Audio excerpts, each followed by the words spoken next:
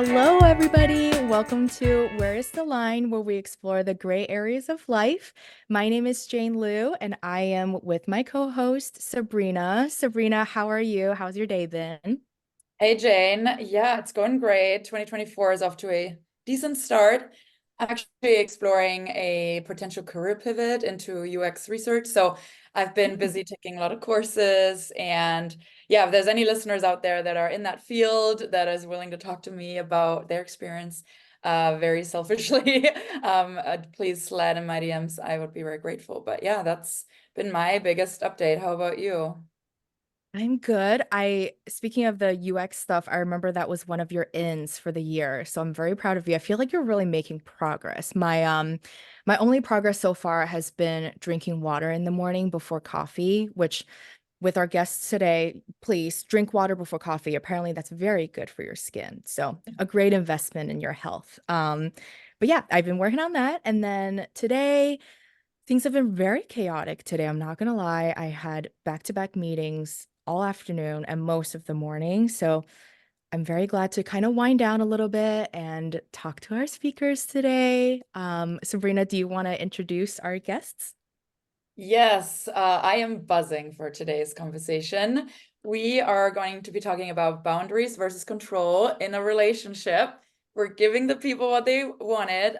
For the first time in Where's the Line history, we're going to have the male and the female perspective in one virtual setting, which is so exciting. Obviously, the Where's the Line mission is to provide different perspectives. And today, for the first time, we will have that live happening. So I'm couldn't be more excited. And for that, I'm so honored to have two of my very favorite people here from the great state of Minnesota, my best friend, Paige McKibben, and another really close friend, Ben Mazenga. I've had the pleasure of meeting both of them really like through the last year. Paige has been putting up with me for almost a year now. And Ben, we also got a chance to meet through kickball, which is very popular here in the city. So excited to have them both on. So I'll give them a chance to introduce themselves, share a little bit more about you, who you are, what's your current relationship status, any previous relationship statuses that you want to share, and then we'll go from there. Yeah, Ben Mazinga, like Sabrina said, currently single, and I do sales for a software company here in Minneapolis. Grew up in Minneapolis, my whole life, went to the University of Minnesota. You could say I'm a Minnesota kid through and through. I'm 27 years old, and past relationship history, I feel like have been pretty mature relationships. All right, I'll jump in. So yeah, I'm Paige. Uh, I am almost dirty 30, looking forward to a new chapter in my life. So old one here, just kidding, still very young. I am currently single and past relationship history, it's complicated. Great. Well, thank you both for the introduction. So, the way that today will work, we're going to start off with a little bit of a game show. So, we're going to be talking about boundaries versus control and where's the line in a relationship. So, we'll be prompting you with some certain scenarios and would love to hear your perspective. So, the first one, when you're in a relationship, being friends with exes, how is that perceived? Yeah, I'll let's maybe start with Paige and then let Ben chime in afterwards. I think relationships are definitely something you have to make compromises on, whether they're friendships or relationships. And I think being friends with exes is definitely one of those that you have to get into when you're entering a new relationship. Um, I definitely think there's a gray area here. Where is the line is a very great topic for that. I think it really depends on the history with that ex. I think when it comes to like actual long-term relationships, there's healthy ways to go about it. But if it's somebody who you just had a fling with or were just hooking up with, maybe ditch that person and focus on your new relationship. I think that's kind of the healthy approach. I never say you have to like be disrespectful to an ex. Obviously, you see them out you're in similar social circles, that's a very different circumstance. But when it comes to, you know, regularly checking up on how their cat's doing or something, maybe that's not appropriate. Yeah. If we want to put a line somewhere, so I think the line is if you're friends before you started dating. I think if you're dating someone and you know your ex is around more often, it makes more sense to me if they were like they're, you know, a childhood best friend. We grew up, we dated for a little bit, figured out it didn't work, or whether it be college or whatever. If they were friends before, then I think it's a little bit more okay if they're closer. Granted, there obviously should be not too much, you know, there should be any flirtation. I think as long as you know, the significant other is not being hidden, that's a big thing too. A lot of times when you talk to your ex, you might feel like, or you might be in the same place as your current girlfriend or boyfriend, and you're like, wait, am I even here right now while you're talking to your ex? And that's not a good sign. I think if something like say I'm dating someone and I run into my ex, I think the mature thing is to be like, hi, I want to introduce you to so-and-so, my girlfriend. Like, don't just say this is just my friend, or don't just say her name, say it's my girlfriend. Just because that way you're not trying to hide anything. You're not trying to put out a vibe that, you know, might not be true. I actually was listening to a different podcast about a similar topic not that long ago, and I heard a really valid point of just even being friends with like the opposite sex, of just setting a boundary of like, you know, right now when I'm single, you can call me at 2 a.m. But when I have a partner, you're not going to necessarily be able to call me at 2 a.m.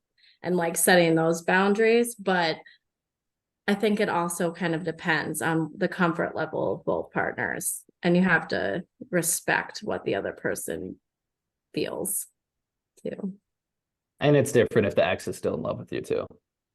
Because the ex is True. obviously still in love with, you know, my girlfriend.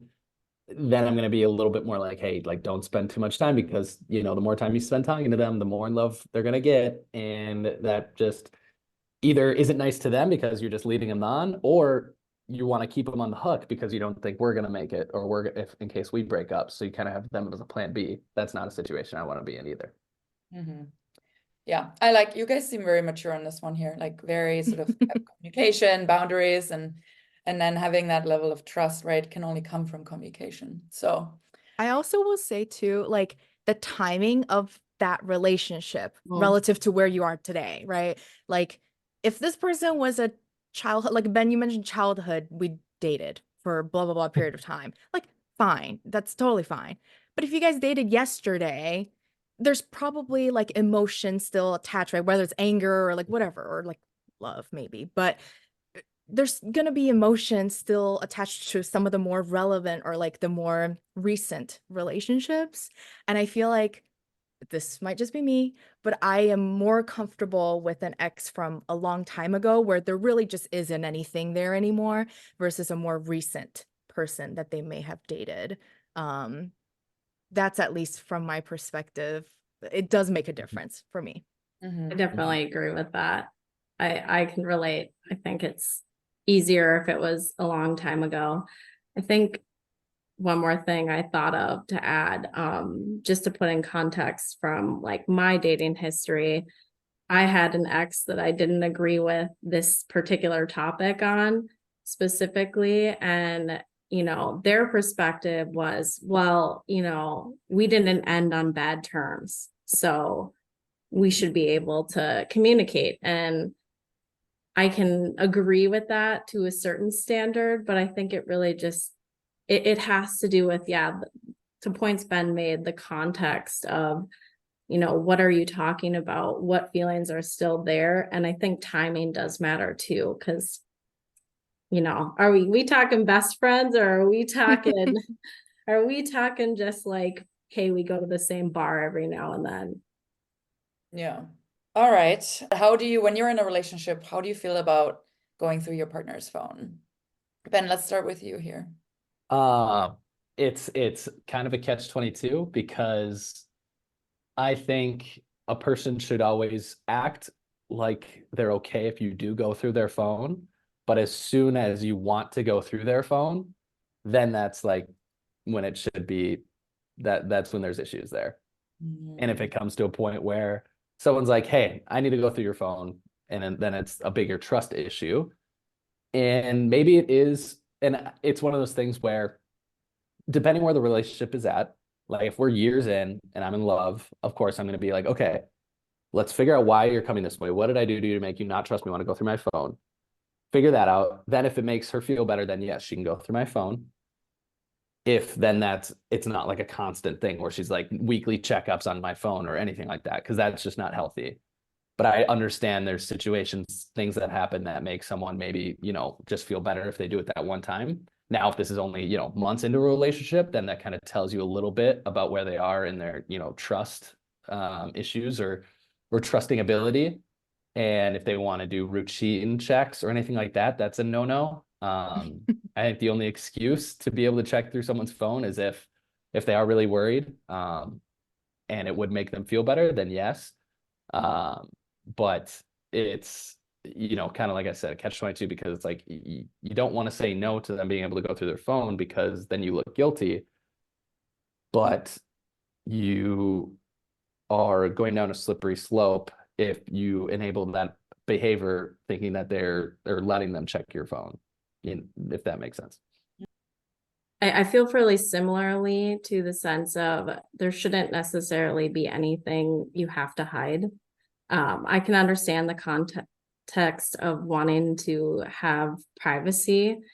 But to me, it's not necessarily a matter of like privacy. I think personally, I am not someone that's gonna like go through your phone when you're sleeping or like something, but I think that's not appropriate. I think where it can be appropriate is if you're having an open discussion and actually asking to see that. Like if I were in a point where I felt uncomfortable and wanted to see a conversation because of something that I've heard, I'm not going to sit there and go through it by myself. Like I want to go through it with my partner. I personally am not necessarily thinking about someone's phone unless they do something on said phone that I find out about. So it's not really something I'm diving into. To kind of add on top of that too, I feel like at least me in a relationship, like if I'm in bed sleeping with someone, I'm one of those people, I scroll through the TikTok before bed. Yeah. I'm, if I'm sitting next to them, like, and I have a text I need to do, I'm like texting them or whatever. Like there's going to be situations where my significant other can see into my phone. Now, I think things happen that makes them want to see my phone. If that's what I'm doing, I'm scrolling through TikTok and all of a sudden we're laying in bed and then she sees me kind of like this to my phone, like turn it away from her. Like that's where I'm like, okay. And that's where it all comes into like, okay, that's where the trust issue starts. It's not her being crazy wanting to see my phone. It's me acting a certain way to make her not trustworthy, which kind of adds to the whole big picture of, is it checking the phone the real issue, or is there a trust that I was doing something that, made her feel like she was needing to check my phone? This is really going to show what our previous experiences and our previous relationships were like, right? Yeah. Like I feel like with people who have gotten hurt because of this, like of course you're going to want to see, because you don't want to get hurt another time because of the exact same problem. And like even Paige, I think earlier you might have alluded to this, is like earlier in the relationship, I'll speak to my own relationship. Earlier in my relationship with my now husband, like I was nervous and I was constantly like, what are you giggling at? Like, who are you texting? Right? Like, just all these things. And it really was nothing. And if anything, like now in our relationship, it's a lot more trusting, but it took a lot of time to kind of get here. And in the beginning, I was a lot more jealous. I was like more nervous and insecure.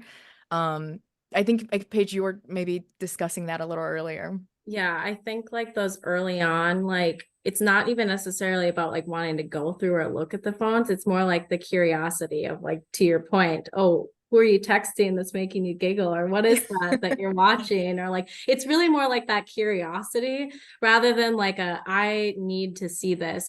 How do you feel about when your partner, while in a relationship, engages with other girls on social media, on Instagram, and engaging could be, which I would love your perspective, where's the line? Whether it's following, liking, sliding into people's DMs, or sending like fire emojis or what, all kinds of emojis. How do you feel about that? Like where do you see the line? Like is following okay? Is liking okay? Where do you draw the line? This is one of those things where I don't really have an opinion. If my significant other is like, I don't want you liking pictures from other girls, okay, then I'm not gonna, not that I do it anyway. Like it wouldn't be that much of a change in my life. And then as well, I think it also is a little bit if they're like concerned that I look at pictures of girls that I don't know. I think it's different if I'm like Instagram stalking a girl that, you know, either I used to date or, you know, a cute girl that I'm friends with or just met or something like that. If it's a celebrity or if it's, you know, some Instagram model or some, not that I do this anyway, but just in terms of talking about where there might be issues, I think that's a good point where the line is, where if they have no clue who they are or have never met them in person, then that might be more okay. But again, I'm curious to see what Paige says about it. Ben, sorry, one more thing though, to probe you a little bit. If someone were to go through your followers, and again, I haven't done that, but if your partner went through your followers and asked you to unfollow certain accounts, sounds like you don't have a lot of people that you follow that have those sort of sexy, promiscuous things. But if she was getting insecure about that, well, how would you have that conversation? Like, would you unfollow or would you refuse or just have a conversation? If this is the only thing of kind of jealousy that I see, then I'm fine with it. I mean, if there's other things that she's kind of alluded to with other social situations where she's kind of shown jealousy a little bit, then it might just probe another question where it's like, hey, do you trust me? Like, where's this jealousy coming from? But if it's like she just is, because I know how Instagram can be, because all these girls are, you know, filtered and edited, and you know, it literally shows the best of the best. So I understand, you know, body image issues and things like that is a big problem with social media. So if that's the case, I'm totally fine not looking at those and, you know, unfollowing those people, which I could definitely see being really the only thing that someone doesn't like. But if it is one of a few things that show jealousy, then I'm like, okay, let's have a bigger conversation. Ben kind of took the words out of my mouth, from talking from the perspective of context is everything. Like who are these people? Who are these said women that my partner is liking? I feel like, yeah, if it's some random girl who they will never meet in real life, I might still be sitting here like, why? I mean, one thing, why are you liking it? But not going to care as much as if it's like the girl we see at the bar every weekend. That's maybe inappropriate, in my opinion. And it also depends on like, what are they commenting? From my perspective, and I know Sabrina, I've had conversations with you in the past about this topic. It takes time to like a photo or to comment something. I am not oblivious that my partner might find other women attractive. Ooh, had to say that out loud. That hurt a little. Just kidding. No, but I mean, I'm not oblivious to that fact, but sometimes things are better left in your mind. And so like, maybe that seems harsh, but I'm like, you can look at a picture and not like it or not comment on it, you know, and just have your thought in your head. For me, it's kind of like, if you're liking, and maybe this will bring context for you, Ben, but like if you're liking a ton of different girls' photos, it might give me context of like the things you're into. And especially if I feel like she's like different than me, it's kind of it starts to create like doubts in yourself. And I understand that has to kind of do with your own like self-worth and etc. But it's why put your partner through that like feeling if you don't have to. But yeah, I think DMing, no. Liking, maybe. Very depends on the situation. And it really depends on what the DM is too, maybe question mark. Well, it's all about what's the intent. you know? Yeah. I mean, you might have said something that, because I know context of the situation, I'm fine with, because I know the intent wasn't romantic or something like that. Yeah. Like, is a mutual friend in the photo and you're like, oh, I didn't know you knew this person. Maybe that's okay. But like, oh my gosh, you went to this place. Tell me more about it. Like, even though that sounds innocent, it's like, why do you want to know from that person? Go experience it for yourself. Obviously, Paige, you and I talked about this topic, and I do think it's also important, and for our listeners, if this bothers you, have a conversation open without accusing, right? Like, have a conversation with your partner and tell them where you're coming from and how it may make you feel insecure based on XYZ things in the past, and see how they react. Like, if they are continuing or double downing on liking and all that, that's maybe something to pay closer attention to. So I think it's just really interesting. When you first get to know someone, you don't really, they were single, right? So they were liking and doing stuff that they Oh yeah, were you don't very want to much see my eligible. Instagram Discover page. If a girl Well, looked at my Instagram Discover page, it would not bode well for me. right. But like, you have every right to do that, right? But Yeah, now that you're exactly. in a relationship, like having that It should conversation be and different. expressing what you need and then seeing how they react, I think is key. Yeah, I think that's a really great point, Serena. And I think, yeah, to your point, when you're in a new relationship, obviously you're not going to expect your partner to be doing these things. This kind of comes with time of developing the relationship, and it definitely is a communication.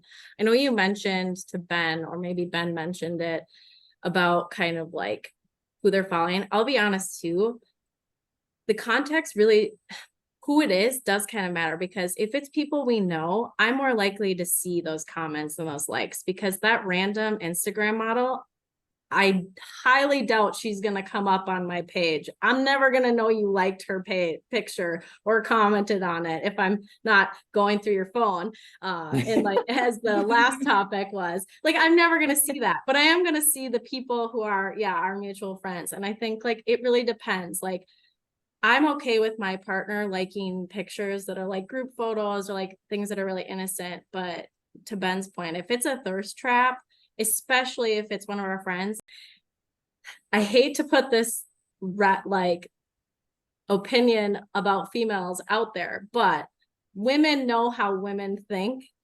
And I'm not saying every woman is this way, but whenever a girl, especially like when we're single, get a like or a comment or a DM, we're like, oh yay, he's interacting with it. He must like me, or he must think I'm cute. And it's like, knowing that that's how, we might take that, that's kind of where the line starts to be drawn, because I don't want some woman thinking that, my partner is feeling that way about them. Maybe he does, but again, this kind of goes back to keep it in your head. We don't need to be expressing that, because I think that's just like a respect for your current relationship. I've had situations where I told my husband, I was like, "Oh, why are you looking at this person's account that frequently?"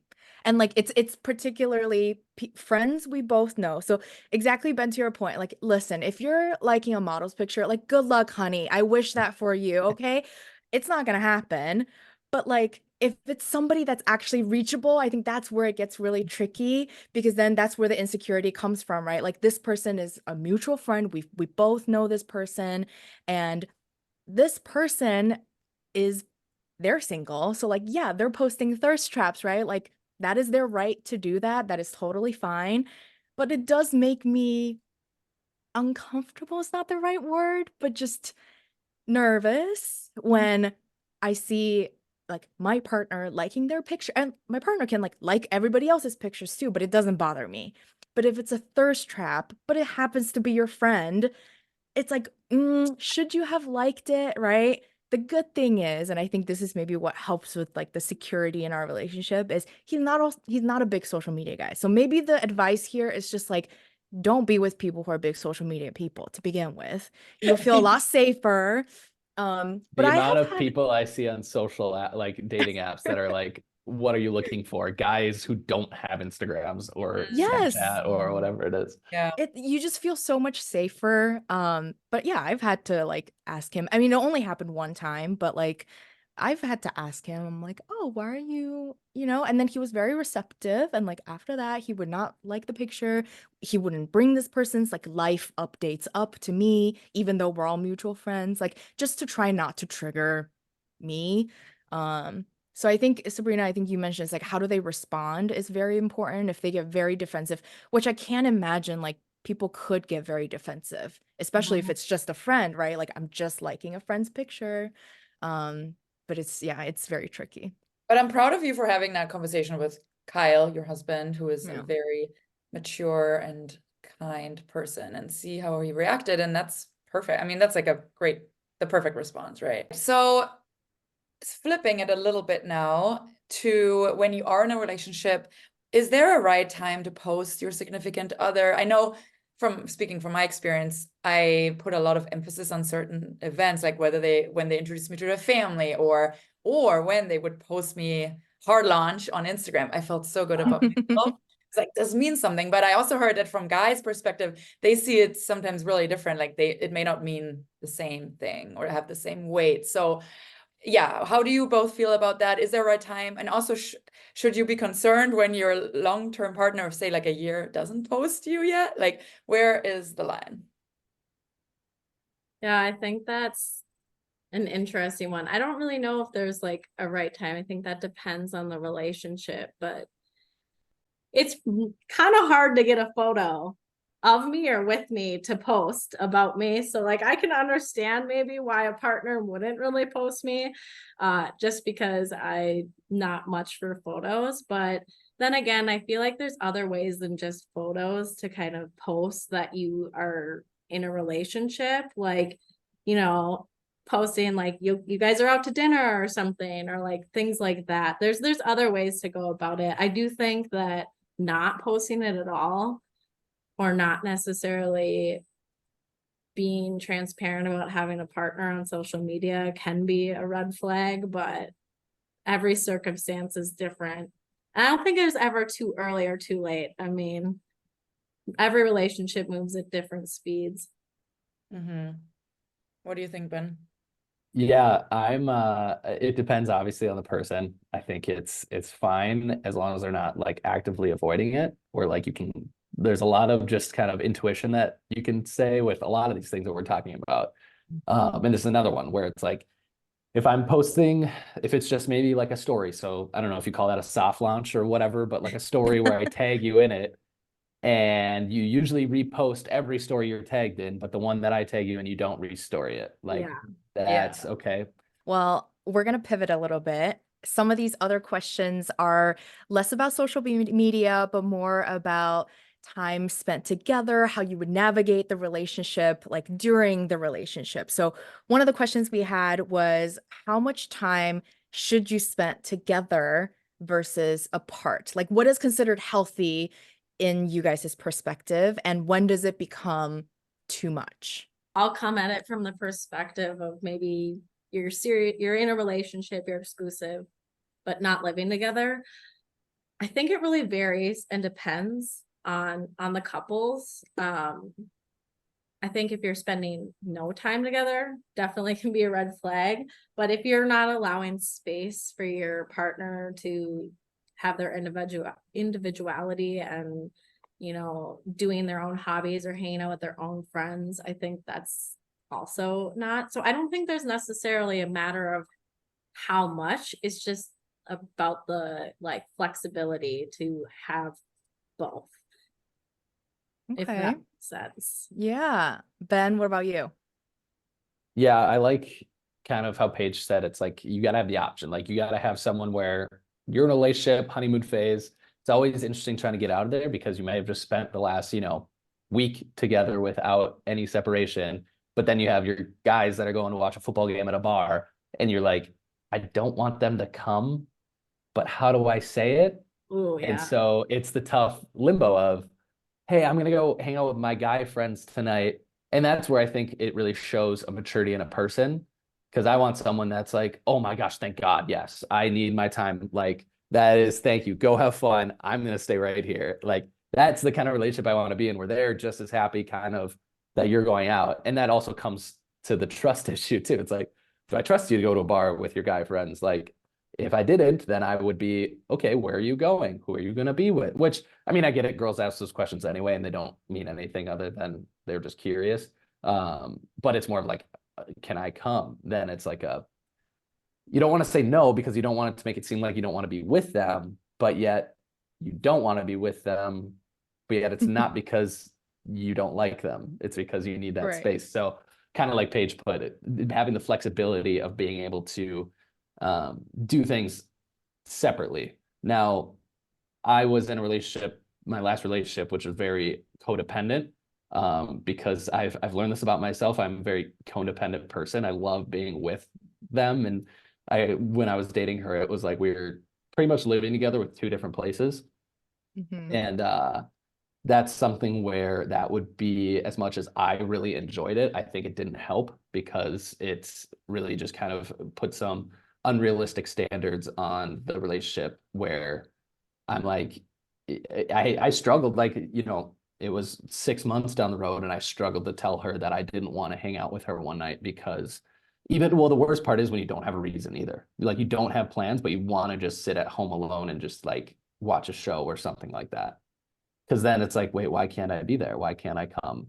And it's like, it's not because I don't like you. It's because I just physically want my own time. And I think that's where you can really gauge how, mature a person is and mature a relationship is when they can be like, you know what, that makes sense. Like, talk to me tomorrow or something like that. I feel like allowing yourself to have time together and time away from each other really has to do with communication. I think you should be, to Ben's point, be able to communicate like, hey, we're going to spend this time together. But just as much as you have that same communication for like, this is how long I'm going to be away, you should have that same, like, this is how long I'm investing to be with you right now. Like, I'm going to come over today and spend the night. And then whatever. Obviously, I'm not saying you have to have your life planned and detailed by the minute by any means, but like, It's I think it's one communication. on that. I was going to say the one thing that I've learned that is the easiest way to help a relationship grow is to literally one text is all it takes. You tell her who you're with, where you're going, how long you're going to be doing that. And then you say, like, I love you, or like something, some compliment. I don't know if you're at the I love you stage yet, or say something cute, and then be like, I'll talk to you after.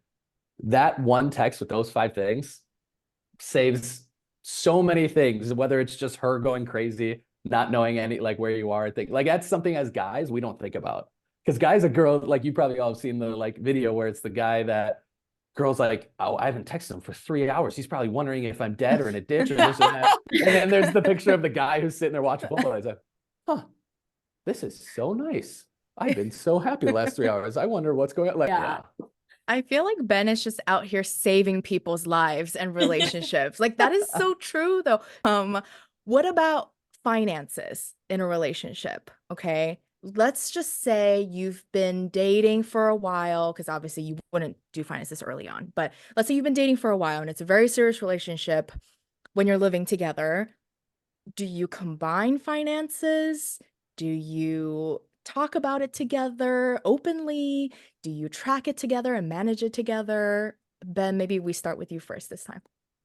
yeah. And this is one where I have zero clue. This is one of those where I've made the decision that when I get to that level with someone, I am going to confront a professional, whether that be, because I think all marriages should have a marriage counselor.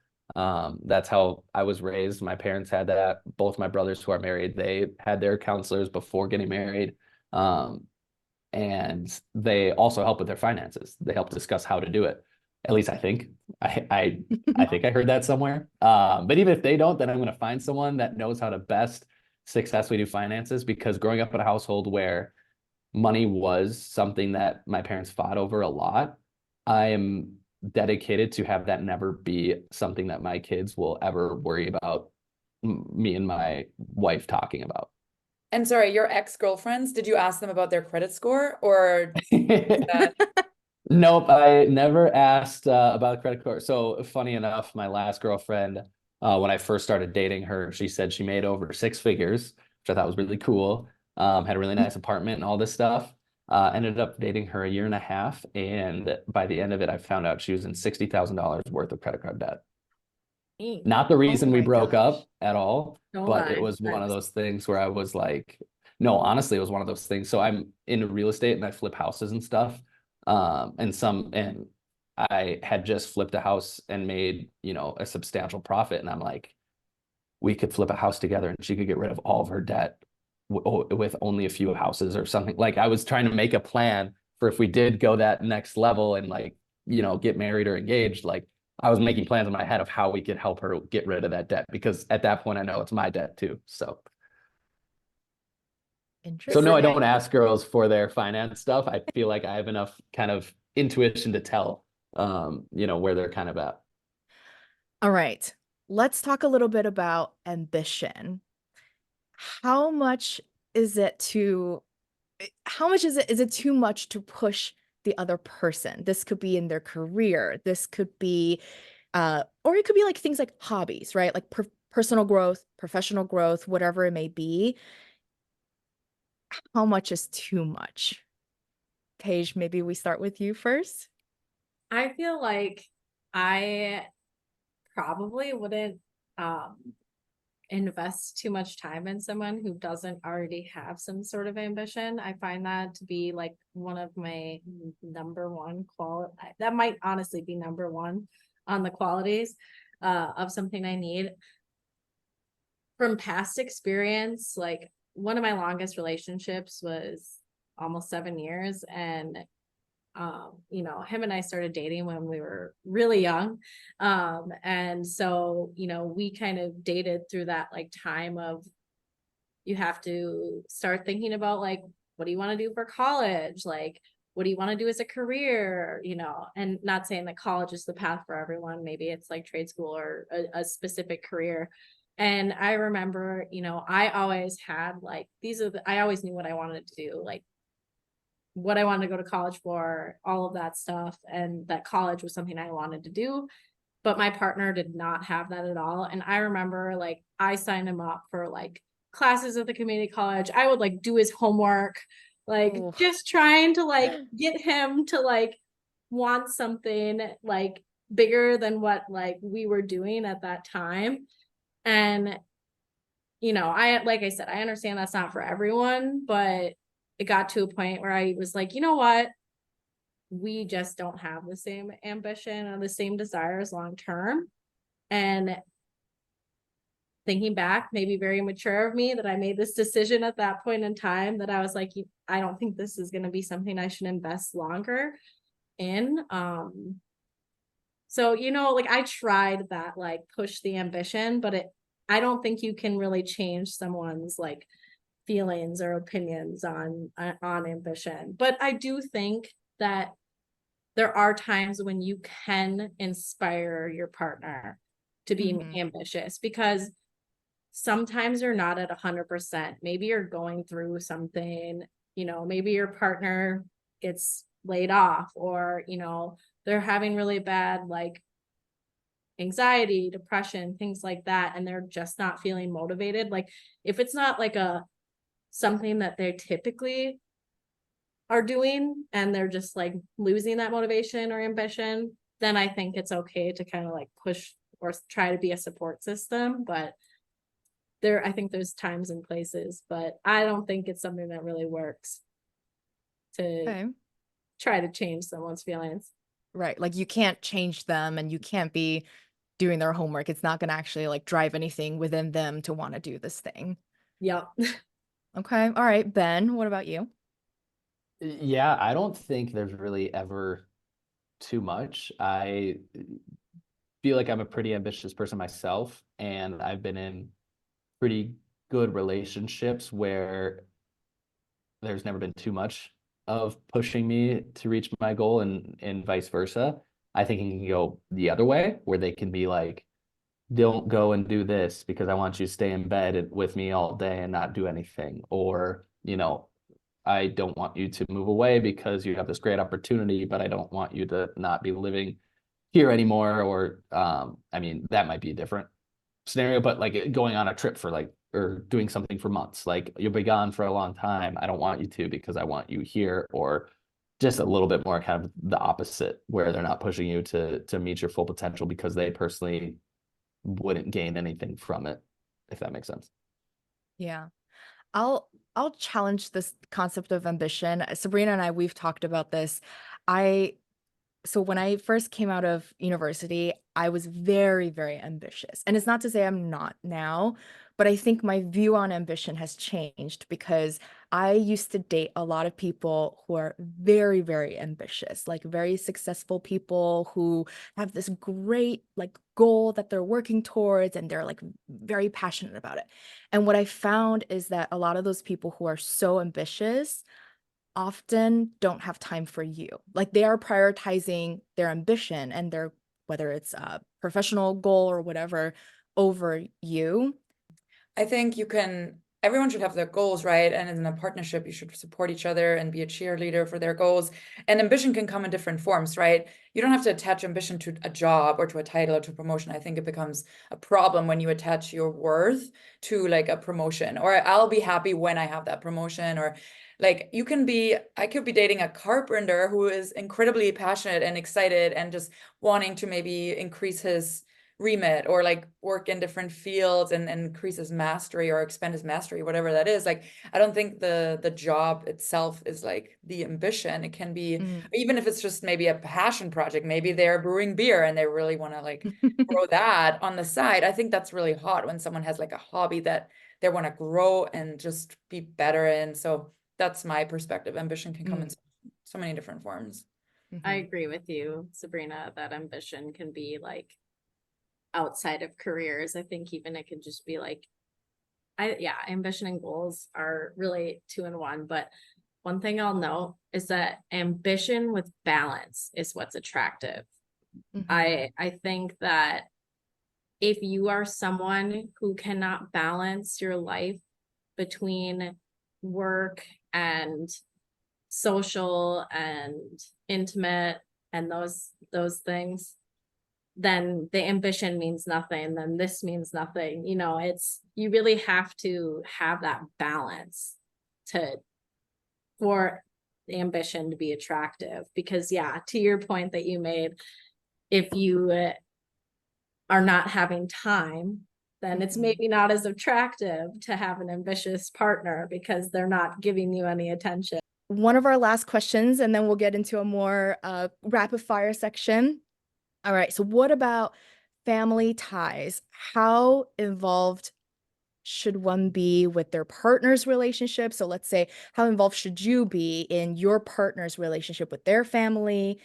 And also, I want to extend this a little bit. What if your partner is a like daddy's girl, or like they're just like that close with moms or dads?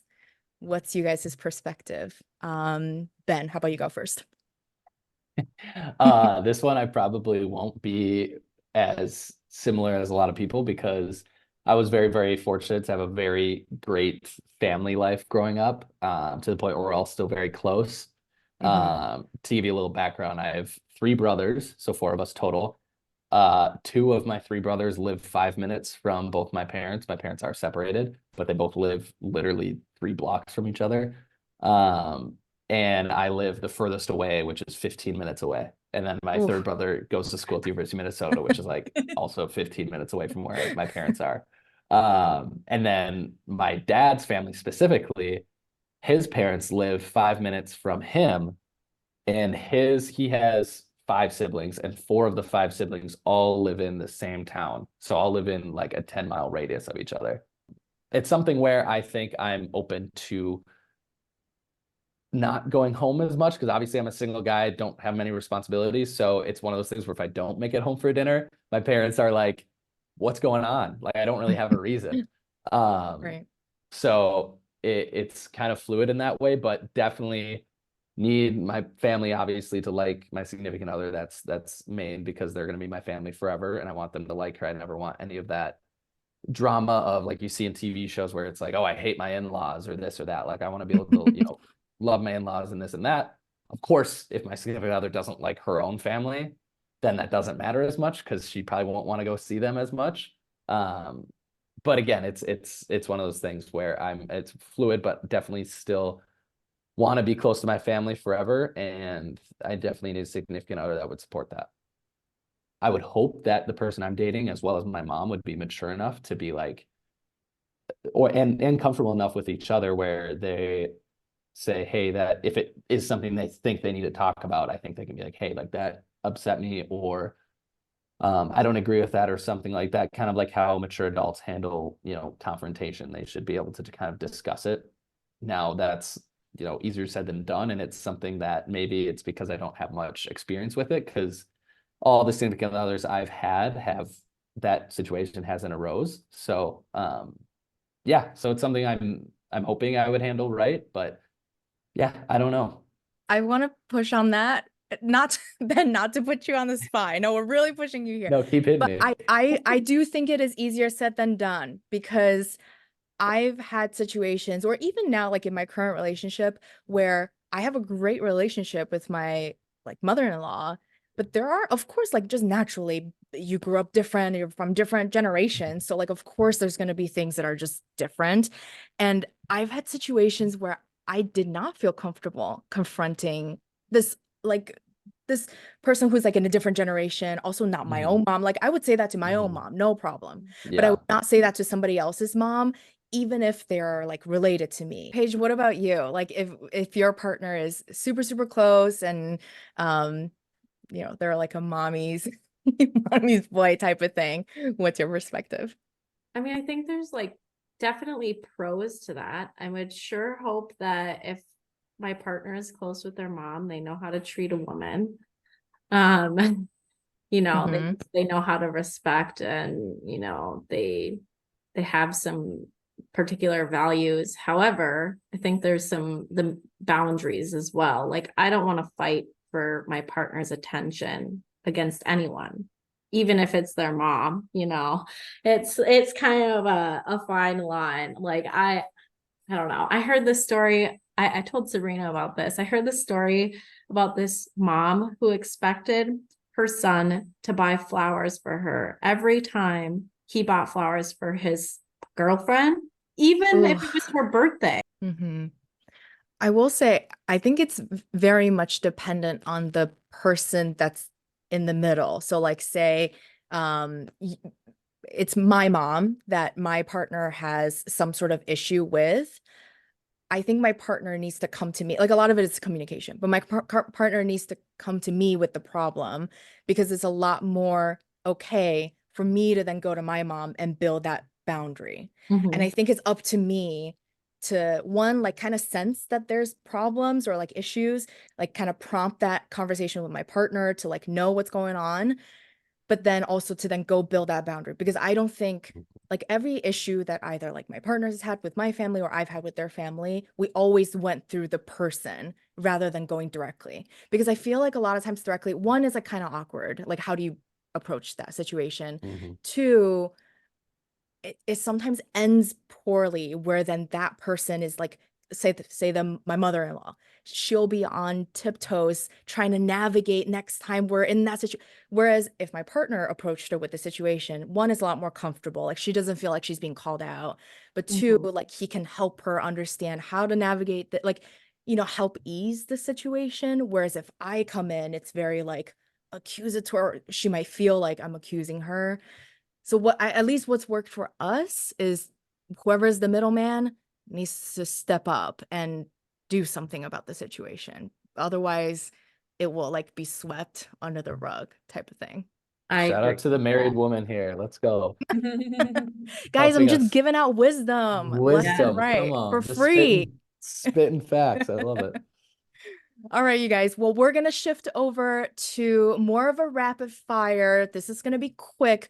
We don't want too much of your answer. We just want to know, is this a red flag or a deal breaker? If we don't align, then we'll kind of get into it and we'll hash it out. Okay. So let us know, is this a red flag? Is this a deal breaker? Maybe it's not either. Let us know. All right. Well, I'm going to start first and then I'll pass it over to Sabrina. So the first thing is, your partner has previously cheated. Paige, you go first. Maybe. Ooh, okay. Okay, but don't explain. Ben, what about you? Red flag. Okay, Sabrina. It's a red flag. It's not a deal breaker. I want to know what they've done since then. I also want to know what the timing was, it when they were young. I want to know more context, and I want to know if they understood that it was wrong and what they've done to overcome it. Okay, well, Paige, now you have to explain why yours is a maybe. Why mine's a maybe. I honestly, a lot for what Sabrina said. I think it really depends on the context. I mean, did you like some people like when you're like, oh, have you ever cheated? They're like, yeah, I cheated. And then you found out like they kissed some other girl and they were all in the 8th grade. Like, I'm sorry, but like, no, not a red flag because you kissed some other girl in the 8th grade. Like, not really, that's like kind of where the maybes lie. I do think people have the ability to change and grow, and I am notorious forgiver. And so mine's just a maybe because it really depends on the context. Okay. No more information needed. If the other person only has friends of the opposite sex. Paige, we'll always start with you first. Red flag. Ben. Neither. Ooh, Sabrina. Only as friends, it would raise some questions. So I would say red flag, yeah. Okay, red flag for me as well. Ben, please explain. Uh, I would have it as a red flag as well if I was a girl and my boyfriend only had girlfriends. Okay. But as a guy, I've dated girls, granted, they have girls that are friends, but their best friends are their group of 4 guys. And I get along with them super well to the point where I'm like, I end up dating them. Because I think guys are a lot less, I don't want to say less complicated, but they don't play games as much as if I was a girl dating a guy, because I feel like the girlfriends of the guy are all trying to kind of find a way to swoop in. They're kind of looking at the girl like, is she good enough for our guy, like this or that? But like if the girl's guy friends and I meet, we're like, oh, what's up, bro? Like we could become like I ended up liking her friends more than her. I've had a lot of guy friends tell me that like they'll be friends with a girl because they have interest in them or they like thought they were attractive. So it's you would question maybe if any of those girls that they're friends with are like people that they want around them for other reasons. Interesting. Interesting. Sabrina, anything to add there? No, just hot take that I don't trust girls that only have guy friends. That's just as Ben was speaking, like I get it, like and I'm sure your roommate has reasons. I'm not calling her out particularly. I've noticed some things in my circle and I just don't trust them. But yeah, like guys, many guys, not Ben, but other guys, it's hard to trust them when they're mostly surrounded by all these girls. So yeah. All right. A lot of hot takes from that last comment. So we'll let our audience judge you guys themselves. All right, next one.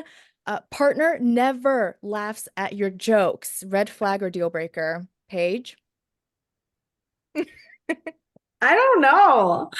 I mean, like, I think I do some stupid stuff. So if you're not You're laughing funny. at me, then deal breaker. Deal breaker. Okay. I'm going deal breaker. Ben? Yeah, I'm the funniest person on the face of the earth. So if they're not laughing, I'm kidding. But no, it is a deal breaker though. Because to not laugh at any of my jokes, like, come on. Yeah. Okay, same. No information needed. Having an extreme dislike towards food or cuisine that you love or grew up with or like is your culture, something that's very important for you. Red flag or deal breaker? Deal breaker, unless you have an allergy. I had to add that. Okay. Neither for me. Sabrina? It's a deal breaker. Yeah, being from Germany, you better eat my Spätzle or else. So Deal breaker for me. I'm Chinese. If you don't like Chinese food, there's something wrong with I you. was just gonna ask. I wanted to know what the foods were that are deal breakers if someone doesn't like. Okay, so we got Chinese food, we got whatever Sabrina said. I'm not even gonna try to pronounce it. German food. Yeah. Mine, And mine is just like I love cooking so much. And if Mm. you're gonna sit there and be like, I don't like onions, and now I can't put it in like half of the things I cook, or like, if you just don't like something, it's just I want to be able to cook whatever I'm gonna cook whenever I want to cook it. Don't make a Mhm. bet. You don't have to like it necessarily, but you better suck it up and eat it. Same. This, I dated a vegan for a week and it did not go well. So oh, broke up. I'm sorry. I'm sorry you had to go through that. I will say though, like, maybe this is me being too judgmental, but if you don't like the food that I eat, that's your pro you should be trying new food. Like Mm. it Yeah. suggests something else, right? It's not just about the food itself. It's like a lot of it is like, are you open to new cuisines? Are you like worldly? Are you right? Like you don't have to know everything, but it's like more about being open, willing to try and willing to like appreciate your culture. All right. Going out too much, particularly drinking too much when they go out. Paige. Red flag. Okay, Ben. yeah. It's between a red flag and deal breaker. Depends how too much we're talking. Come Mm. home drunk. How often But though? every weekend, Yeah. yeah, like Uh, I'll be honest, I kind of love like if like the last relationship I was in when she would go out with like a girls' night and like I'm going to bed at 11. I know I'm gonna be woken up at like 2:30 a.m. to someone who's very like flirty and all that stuff, which is really fun. But Yeah. but if that's every weekend and it's again, honestly also I've put a little asterisk too, if they're a sloppy drunk, that is deal mm, breaker. Mm. Where it's like every week, every time they go out, I'm gonna have to go pick them up, like carry them into the car, take them home, carry them home. Sloppiness. If they're a responsible drunk, I think that changes things. Yeah. okay. I, Sabrina. I subscribe to the differentiation here, the sloppy versus non. Like if you're slurring your words, can't even walk, like that's a problem. But yeah, just having a little bit of a drunken night together or when they come home, like that's fine. Also, none of the Minnesotans are drinking this month, and I have to give a quick plug for Athletic Brewing. Not that we're sponsored, but we should be. Great brand, love them, NA stuff. So All right. What about being overly competitive? Paige. Think about this in any way this could manifest in whatever way you think. I want to say red flag, but I also want to say deal breaker. Okay, well, think on that. Ben, what about you? It's funny because I'm gonna call myself out here. A girl stopped talking to me because I was too competitive. So it was her deal breaker, funny enough. Okay, but competitive in what sense? My high school was playing her high school in the state championship game, and her high school beat my high school, Eighth and grade. she was getting all. It was not eighth grade. It was college, and we were going back to our high school because they're playing anyway.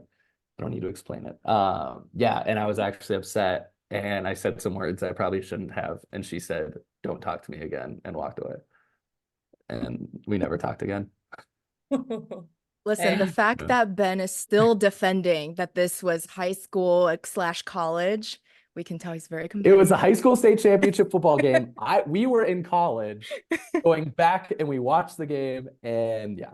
After listening to Ben's, I'm gonna make mine a deal breaker also. I'm sorry, Ben, but like Okay, but you know how competitive I am, and I oh know yeah, it's not the totally. most attractive thing. I know I it's maybe my no, red flag or I'm apparently deal breaker. I'm kidding. I'm gonna go with red flag for it, but I think that there's a fine line between like, is it banter or is it like actual like Mm-hmm. competitiveness? Mm-hmm. Like Right. I need to one up you in these Yes. situations. Like I love a good banter.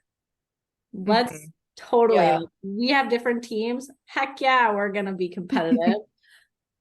Yeah. I agree with Paige, and just like the line I think for me is when you make it personal, or when you insulting, and Mhm. just when you're a sour loser, like I just can't have those. Mhm. Yeah. Or you never let me win. Rude. I'm kidding. So this is how we're all going to find out that all four of us are extremely competitive. We are the red Yeah. flag for other We people. are the Good red thing- flag. Yeah, we are. Good thing we're all in the same kickball team. Yeah, that's why we are. Yeah, exactly. Um, all right. What if your partner is allergic to your pet, which maybe is different than don't like your pet? Paige? I know I'm not supposed to give like context to this, but I'm allergic to my cat. So if you can't suck it up, deal breaker. Like deal breaker. Because I'm not getting rid of my pet. Yeah, deal breaker. Okay. Allergic, deal breaker. Don't like, deal breaker. Deal breaker. All right. Ben? Yeah, deal breaker for me as well. Same. Same. My dog is my daughter. It is what it is. I live for her and I make money for her. So yeah. There it is. All right. Ooh, bad table manners. So chewing with mouth open. Like there's a variety of different things that falls under this, but gross table manners. Paige? Red flag. Deal breaker. Sabrina? It's a strong ick with red flag. Yeah. Wait, who said deal breaker? I forget. I did. All Yeah. right, well, explain yourself. Well,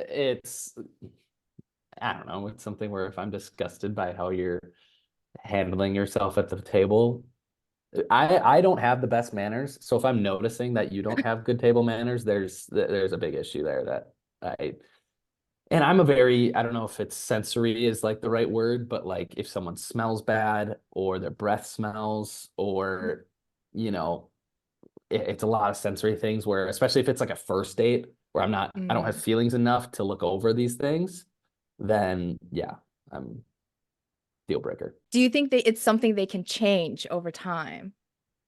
Uh, I think at this age, if no one's told them and they haven't changed it yet, then that's probably not going to change anywhere in the near future.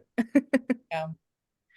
I'm All not right. gonna let a good man go by just because he chews with his mouth open. I mean, I'll close my eyes during dinner.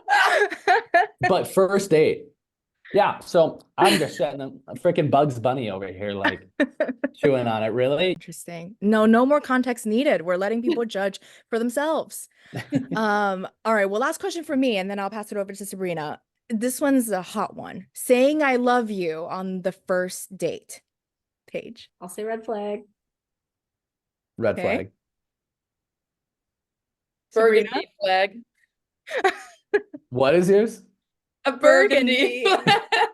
Is that just a darker red? Yeah. Yeah. So does that mean it's closer to deal breaker or it's Yeah. almost okay? And then beige is where it's like almost Yeah, beige red. will be more. Yeah. Mhm. Sorry, we should have come up with these definitions beforehand. Sorry. It's all right. Apologies. We're here now. Wait, why is everybody so okay with that? Canceled. I Oh, change it. I change it. I change it. I'm going I- deal breaker. I The more think I think might about change it, mine too. I'm putting mine in the position. Originally, I was going to defend saying I'm a hopeless romantic. I think it's cute, but I'm literally thinking of the best first date I've ever had.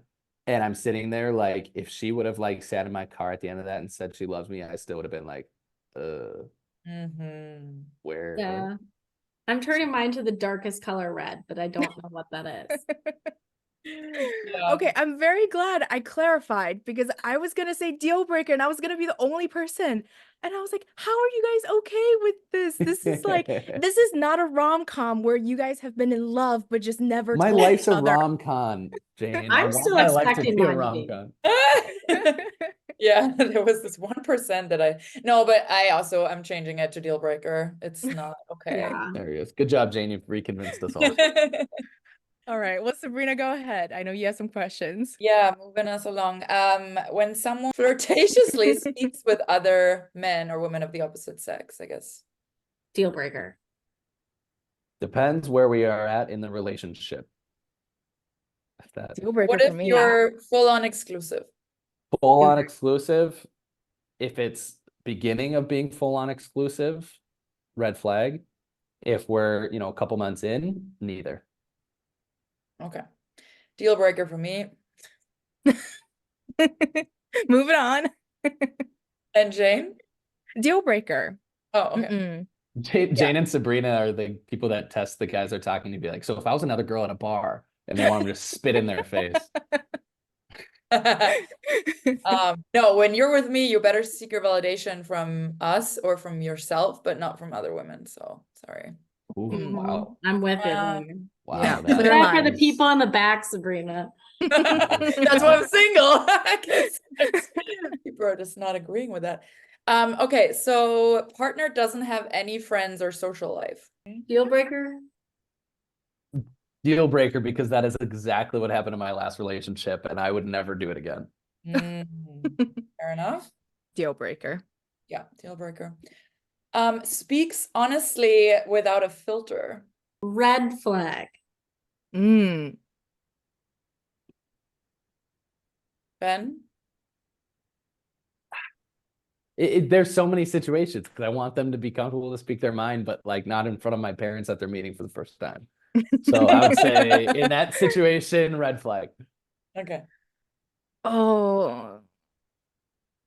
Without a filter, deal breaker for me. Because you can speak honestly using a filter. Like, I feel like Yeah. you could be respectful of people, because sometimes when people who don't speak with filter, it's like very offensive and very rude, but they think they're doing you a favor by being so honest and so blunt. And I'm like, you didn't have to say it like that. You could have opened it a different, you know what I mean? Like a lot of it is like empathy, and I don't know. It's maybe between a red flag and deal breaker, but leaning more. It's the burgundy, if Yeah. anything. Mhm.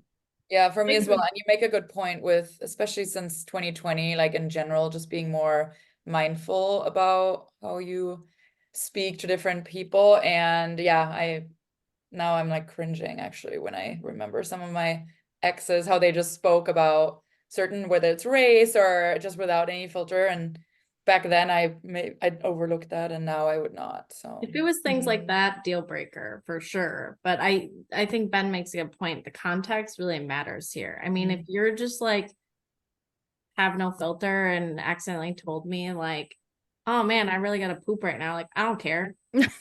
Like if that's the no filter, like thanks for letting Yeah. me know, babe. But like yeah, it depends. Absolutely. All right. What if they don't have hobbies similar to yours? Deal breaker? Deal breaker. deal breaker. Oh, Yeah. I think it's No. probably a red flag for me. I used to say red flag for that, but I feel like if you can't find any commonality, it's really hard to maintain a relationship. Yeah. I've tried to make those kinds of relationships work and it's tough. Yeah, you gotta have something, like one thing Yeah.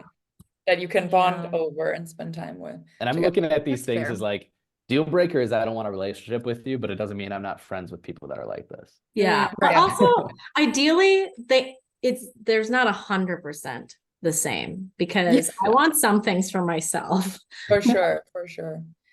Oh, always plays the victim card. Deal breaker.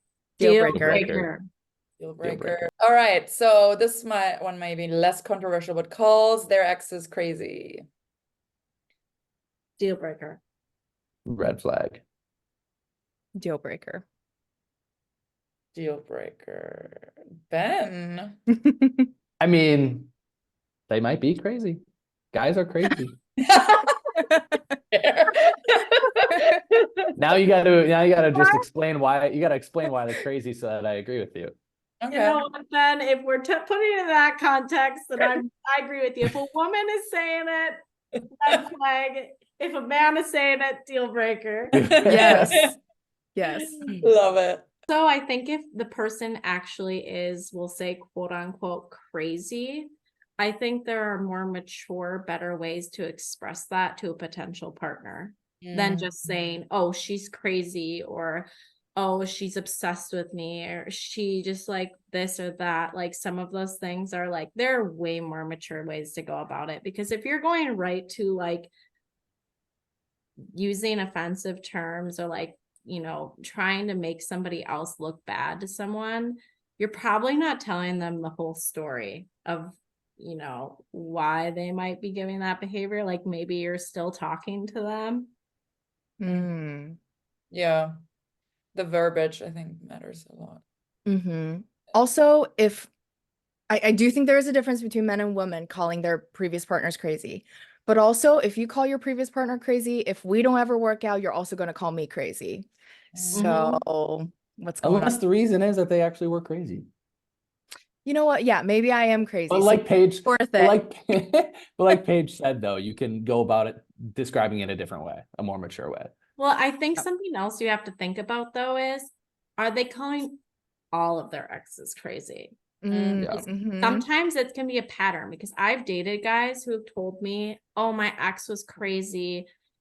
And then to your point, once we broke up, then I was the crazy one. It's like, that's just like a pattern of theirs, is that it's always the other person and they're not really reflecting in themselves. And I think that's why it can definitely be a red flag. Yeah. But I think it's a deal breaker. And I think we have to take some responsibility for ourselves. Like that's what I learned the older I got. Like I wanted to call my ex crazy all the time because I thought 100% he's crazy, but I also attracted that partner. So the more interesting question is, why did I attract that person? Why was I with them for so long? So like taking a little bit of ownership, I think can show that yes, they may have been crazy, but also why were you with them? And like now, like where, in what stage of your life are you at in now that you might not be attracting that level of craziness, if that makes Well, sense. I think you have to be willing to also like look inwards of like maybe why this person acted that way. Like it might, you have to be willing to take some responsibility. Like most people, like most average people aren't just going to like have a reaction for no reason. Usually it's something that we do that like stimulates it. So, you have to be like mature enough to look within yourself. And that's why I say like there's different ways to say it. I'll admit I've definitely done and said some maybe quote unquote crazy things, but like it doesn't necessarily make me a crazy person. But I'll admit maybe I shouldn't have reacted to things that I've reacted to. Yeah. It's no one's perfect. Yeah. No, that's a great point, Paige. Like someone probably could have called me crazy in that relationship too as a bystander because I think he made me crazy, but then again, I have to take some ownership of that too, how I reacted. Oh, look at us grow. All right. So last one, guys. I know we are a little bit over, but this has been so exciting and interesting. So they care about your body count. Doesn't matter. Doesn't Mm. matter for me. Oh, I don't know. Burgundy for me. Yeah, it's a red flag, but I want to know why it bothers them. And also, are they letting me know their body count? Like it should be at least like a two-way street. But also, it's one of those things where I'm saying it doesn't matter because if they are bothered by my body count, then don't be with me. Like, I'm not going to lie about my body count because that's, who I am. But Ben, what about, is there a number that would deter you from That's what I thought being this question kind of meant was they like, if your other person had a high body count, is that a deal breaker? You can go, yeah, I'm just now also looking Yeah. at the other side, but yeah, would there be a number that would throw you off like, oh shit, no, that's not good. Yes, but personally, it's got to be high. I'll just say that. Like, if it's in like the hundreds, then I'm like, okay, that's not going to be there. I mean, but everyone lives their life differently. It depends who you are as a person right now versus, who you maybe were in college. All right, all right. I'll Good to say know. that just because I'll just give some more preference to that. I thought I was going to be hard, like stop, like 10 is too much kind of thing. But then I fell in love with a girl that had a very high body count in college and became, a mature adult and things like that. So I've learned that I can get over it. So do people really actually care about that still? I feel like that's like, I heard. I'm surprised that like people really care about that. Like I can understand if you're somebody who like maybe is like saving yourself and you are preferred someone that's also saving themselves to marriage or something.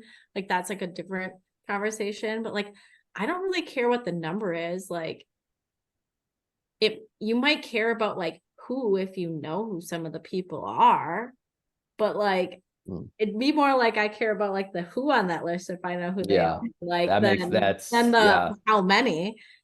that's I big heard for actually, guys, Paige. I'm like, with you there. If it's like a red flag or deal breaker of someone on their body count or multiple people, then I'm like, okay, yeah. okay, yeah, no, that's probably the more interesting question. But I did hear that a lot of guys have that stigma of like, oh, this girl, if she's over a certain number, then I don't trust her, or stuff like Yet that. they still complain when they're starfishing. Yeah, What the heck? When they're yeah. What do you starfishing? want? What Pick, is pick your starfishing? poison. That's when What is- I think that's what they call it when the girl just lays there. I don't know. I've Oh, never so you're been. saying you need a high body count to be good at sex, Paige? No, I'm not saying that. I'm just saying that first timers might not have that same ability as 100 times. But 100 timer maybe isn't that good either. Well, I don't know. Here's my rebuttal. I'm advocating for both sides. This is where my head goes. It's like, well, or are they just really bad that they have to get to the number 100? Oh, and no yeah. one's laid it Good down. point. It's like, because what if you're Ooh. really good? What doesn't that mean that the first person you do it with falls in love and is like, okay, like Yeah, but that's if they have a low body count too and they do that thing, then you know it was only with that person. That's where they learned it. So that could bring up honestly, a if whole you do other the- stem of I'll just say this: the best times I've ever had were with girls that had long relationships. yeah. Like a girl that, just not just got out of, but like had a boyfriend for 2 years, like, months before. Like, because the boyfriend kept him for 2 years, and I guarantee you, if they were bad in bed, Kept 'em. they would not have kept them for that long. Honestly, the only sex I want to be thinking about with my partner is ours. Yeah. Right. Yeah. Amen. Amen. Well, with that, I think that's a great closing. Jane and I both thank you so much for spending time with us today. You've been so open and candid and raw. And before we go, let our audience know where they can find you, any exciting projects that you're working on that you'd like to plug away, please. Instagram at Ben Mazinga.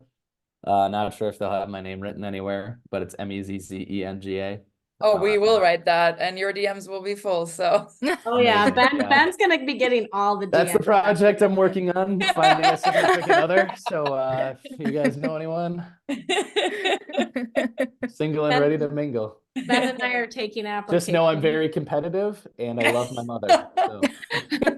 You got a pretty good idea of both of you today. So I love it. Paige? Yeah, Ben and I are both taking applications for spouses in our DMs on Instagram after we talked about DMing being an ick. Just kidding. When you're single, Be it's single, fine, please, everyone. If you're single, if Only they have a single girlfriend people. slide on or through. boyfriend. Yes, if you're single, slide on through. If not, bye. Yeah, you can find me on Instagram at pkibby, PKIBBI. That's right. Awesome. Well, dear listeners, thank you so much for being here with us today. We always want to hear from y'all. If this resonated, please email us at whereisthelinepod@gmail.com. And yeah, if you have any reactions to these hot takes, I would love to hear. Also, I'm curious to hear from our audience. What is your biggest red flag? So definitely DM us on that and subscribe to wherever you listen to us. We are on Apple, Spotify, and Google.